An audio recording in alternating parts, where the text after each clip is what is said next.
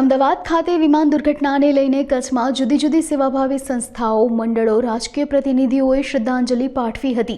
જે અનુસંધાને અંજાર તાલુકાના સત્તાપરમાં આવેલા ગોવર્ધન પર્વત ખાતે મહંત ત્રિકમદાસજી મહારાજ તેમજ રસિકજનો દ્વારા 2 મિનિટનું મૌન પાળી પ્રાર્થના કરવામાં આવી હતી. આ ઉપરાંત રાજ્યના પૂર્વ મુખ્યમંત્રી વિજયભાઈ રૂપાણીને પણ શ્રદ્ધાંજલિ પાઠવવામાં આવી હતી. નમસ્કાર.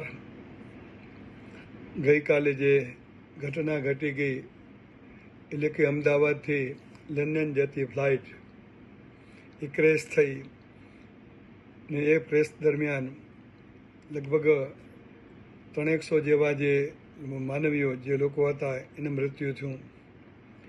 એના માટે થઈ અને આપણે ભગવાન પાસે પ્રાર્થના કરીએ કે ઠાકોરજી એના પોતાના ચરણમાં વાસ આપે, ભગવાનના ચરણમાં નિજ ચરણમાં વાસ આપે એટલે પ્રાર્થના કરી.